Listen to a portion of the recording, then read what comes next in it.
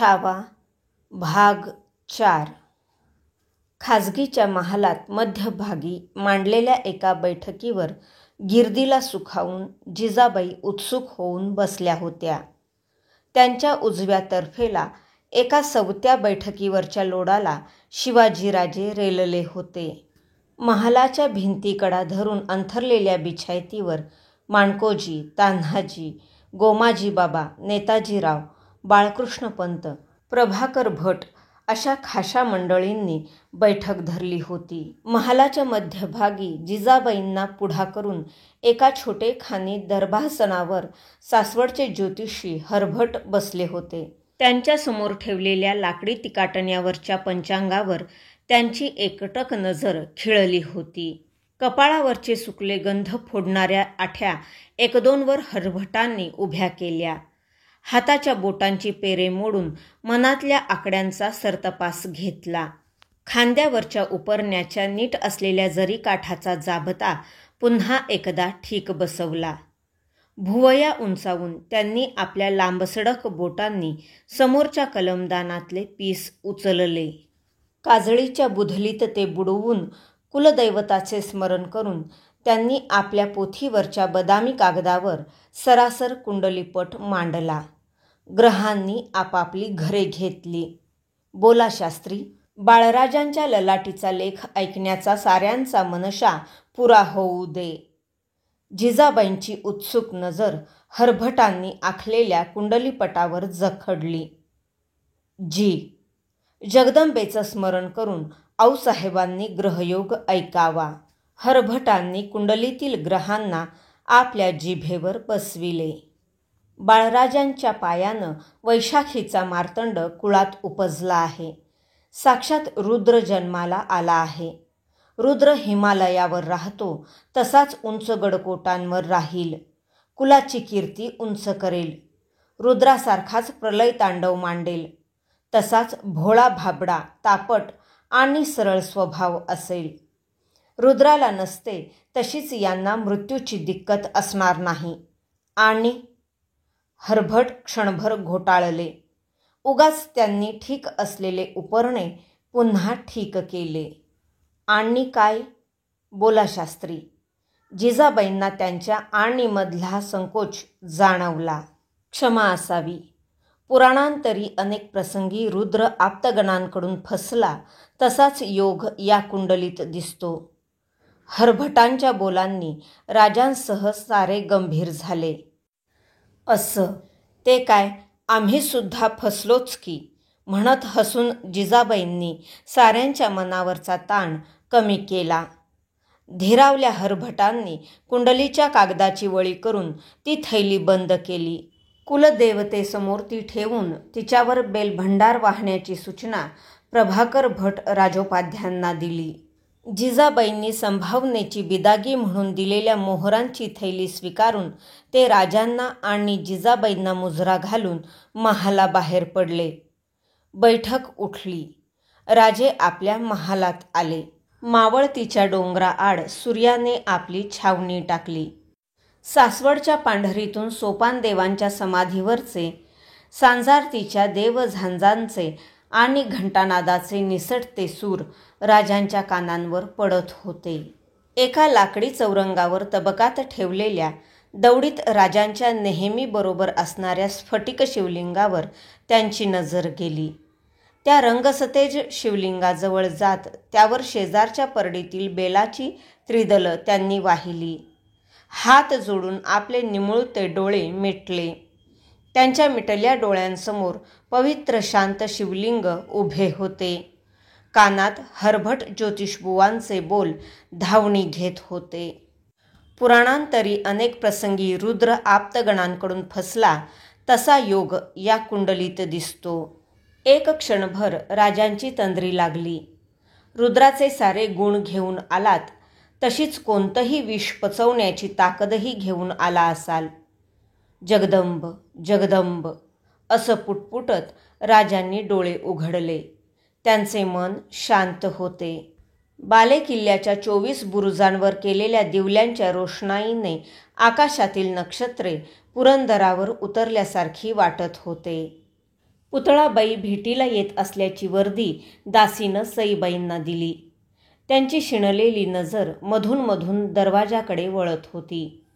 त्यांच्या कुशीत पदराखाली बाळराजांची दुधासाठी चुळबुळ चालली होती. सईबाईंनी पदराखाली हात नेला तशी ती चुळबुळ थांबली. हे बाळंतपण सईबाईंना मानवलं नाही. मंचकावरून उठताना डोळ्यांसमोर अंधारल्यागत वाटत होतं. चालताना पायांच्या पोटऱ्यात गोळे उठत होते. बारशाच्या सोहळ्यातील सगळे कष्ट त्यांनी बाळराजांचे कौतुक म्हणून निकराने सहन केले होते. कुणाशी तरी बोलत पुतळाबाई दरवाजातून आत आल्या. त्यांच्याबरोबर सखू, राणू, अंबा ह्या सईबाईंच्या एकमेकींच्या पाठीवरच्या 3 मुली होत्या. त्यातील थोरल्या सखूबाई समजूतदार होत्या. थोरल्याबाई, आता कसं आहे तब्येतीचं? पुतळाबाईंनी मंचकाजवळ येत सईबाईंना प्रेमाने विचारले. बाई, इथं पडून वरच्या तख्तपोशीकडं बघायचा कंटाळा आला. 4 कदम चालावं म्हटलं तर पाय थारा देत नाहीत.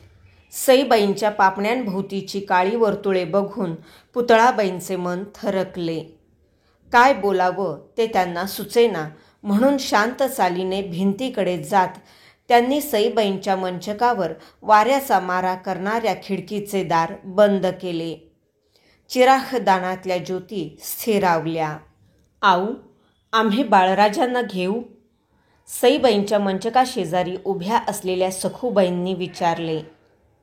हां, घ्या की, म्हणत सईबाई डाव्या कुशीवर वळल्या आणि बाळराजांना उचलून त्यांच्या हातात देण्यासाठी उठून बसू लागल्या. लगबगीने पुढे होत पुतळाबाईंनी मंचकावरच्या बाळराजांना सखूबाईंच्या हातात हळुवारपणे दिले. अर्धवट उठलेल्या सईबाईंच्या मानेखाली हात देऊन त्यांना मंचकावर लेटते केले. बाळराजांना घेऊन सखूबाई मंचकालगतच्या बिछायतीवर बसल्या. राणूने आणि अंबाने डोळे मोठे करीत बाळराजांच्या गालांवर हात फिरविला. त्या 3घी बहिणी आपल्या भाऊराजाकडे बघण्यात स्वतःला हरवून गेल्या होत्या. सखूबाईंच्या मांडीवर आपले चिमुकले पाय उडवीत बाळराजे चिरागदानातल्या ज्योतीकडे टक लावून बघत होते. त्या चौघांकडे बघताना राजांच्या आठवणीत सईबाई हरवल्या होत्या आणि त्या साऱ्यांना प्रसन्न बघून पुतळाबाई सुखावल्या होत्या. प्रतापगडावयनं मोरूपंत आल्यात धनी. हुकूम व्हईल तर रुजू व्हावं म्हणत्यात. मुजरा घालीत किल्लेदार नेताजींनी सदर महालाच्या बैठकीवर लोडाला टेकलेल्या शिवाजी महाराजांना खबर दिली. येऊ द्या पंतांना. राजांनी नेताजींना संमती दिली. मोरोपंत सदर महालात आले. त्यांनी राजांना मुजरा रुजू केला.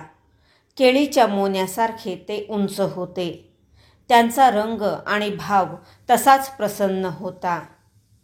बोला पंत, प्रतापगडाच्या तटबांधणीचं काम पुरं झालं हे ऐकायला आम्ही उत्सुक आहोत. होय महाराज, जवळजवळ सारं काम पुरं होत आलं.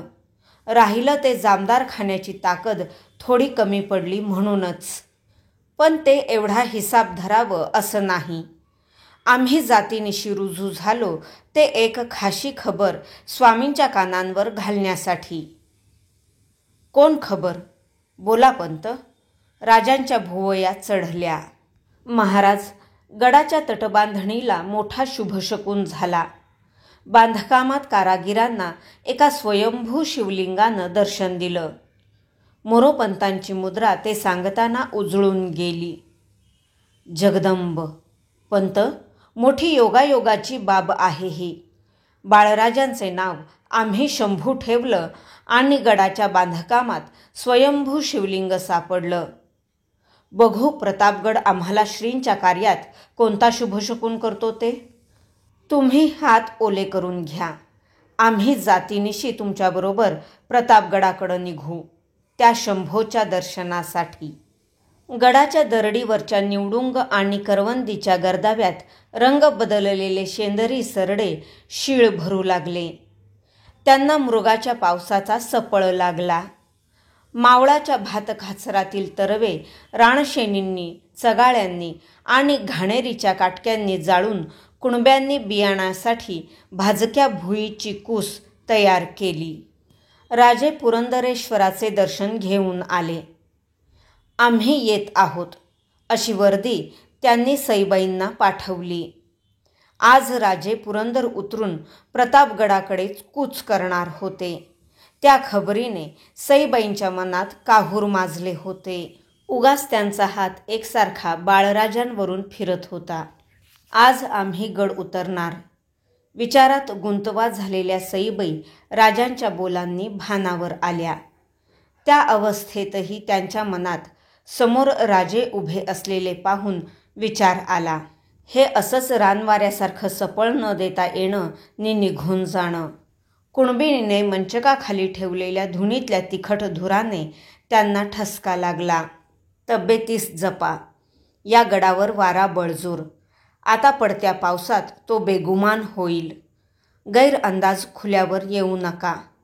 बाळराजांना सांभाळा. ज्योतिषी म्हणतात ते रुद्र होऊन आलेत. रुद्र सांभाळणे कठीण. राजांनी वाकून सईबाईंच्या कुशीतील शंभूबाळांना उचलले. काजळ भरल्या तीट रेखाटल्या त्यांच्या बालमुखावर राजांची नजर स्थिरावली. ते स्वतःशीच मंद हसले. त्यांचे रक्त जागते रसरशीत निमुळते ओठ बाळराजांच्या कपाळावर टेकले. शिवगंधाला घेऊन त्यांच्या कपाळाचे कातडे टोपाकडे किंचित वर सरकले. डोळे क्षणभर मिटले गेले.